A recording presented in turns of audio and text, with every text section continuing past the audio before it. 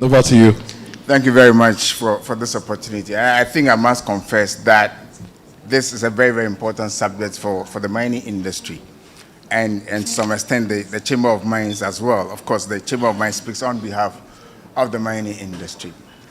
I would want to go back to what the Deputy Minister for Energy spoke about. Now, if you consider the extractive industry, the oil and gas and the mining industry, you are talking an industry which is a price taker. And therefore, in the general scheme of things, what you have to play around with is your cost. That is fundamental. We've heard examples about expatriates and their costs and so on and so forth, even importing inputs for these industries.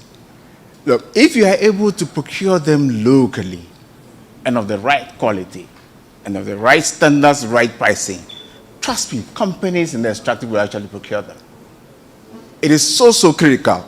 In fact, one of the sure ways of actually developing our country, our economy, is to look at the various opportunities around the extractives.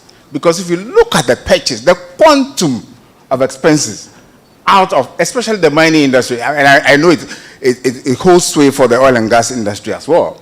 So I would want to go to what Pauline said. We need deliberateness. That is the watchword at the Ghana Chamber of Mines. It is so important that you don't just talk local content and it's sitting somewhere. What does it mean? How do you implement it? Nobody cares. At the end of the day, you said, yes, you have in fact, the mining industry, the expectation is that companies will produce a procurement plan which they will submit to the Minerals Commission for approval.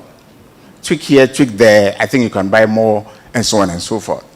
And then at the end of the day, you have to report your level of compliance to the regulator. But in between, what happens? Nothing. Nothing. And you're asking the question, when you're talking local content, what does it mean? Is it really mining? Because we are talking fabrication, we are talking about manufacturing. It doesn't sit with Minerals Commission. It doesn't sit with our sector ministry. In fact, I dare say they don't even have the competence to do that when they are talking about trade policy and how it relates to mining and its inputs. So here, what we need is collaboration. And I would always go back to this example of South Africa. A couple of years ago, I attended a seminar in South Africa. And they have a model. And the model is having a mining engineer, for example, sitting at the Ministry of Trade and Industry. Someone who really understands the nuances of the mining industry, doing the kind of mapping which Pauline is talking about. We don't have that there. And as a country, it's about time we have this deliberateness. One of the things we have done at the chamber, for example, is to say, let's identify, and sometimes we throw these examples out there. Activated carbon, caustic soda, we believe we have a competitive advantage to produce. These are the values which go into the mining industry. We believe that there are other, complementary uses within the sector. Caustic soda goes into detergent manufacturing, activated carbon going to oil and gas. We do all of these things.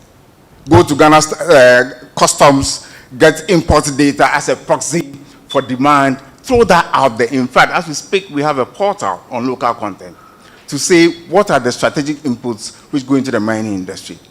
We advertised this seriously last year. Uptake next to nothing. But what are we doing ourselves as a country in terms of mapping? And sometimes we get so frustrated. We met, and I think I would have to divulge this information. We met with the economic management team a couple of months ago. And we said, for us, the mining industry is so critical because it provides opportunity. You want to grow manufacturing. You want to grow generic industry.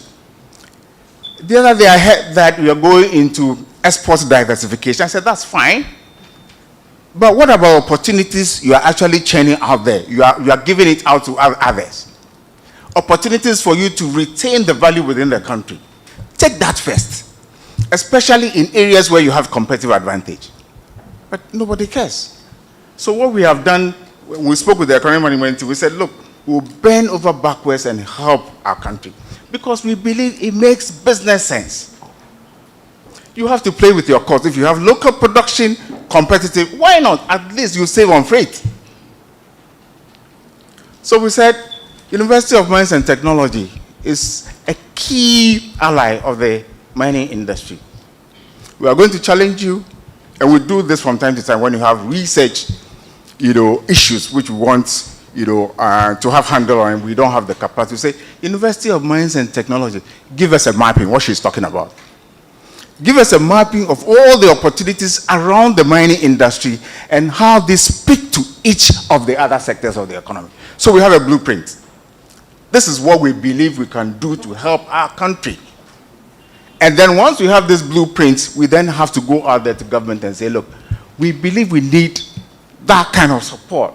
These are the opportunities. It will go with the values and how that actually links. She talked about linkages. We have not harnessed these linkages optimally the way we should.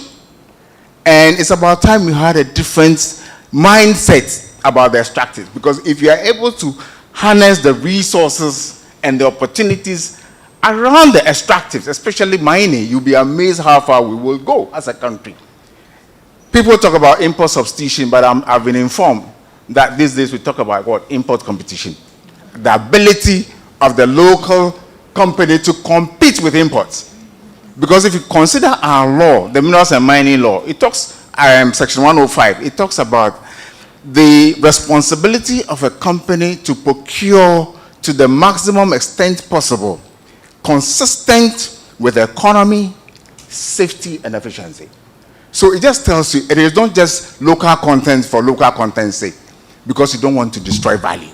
So it's important that we have this mindset about the extractives and say, let's harness as much as possible. Look, direct contributions from the extractives are beautiful, but as has been said, in terms of direct employment, it's not that much.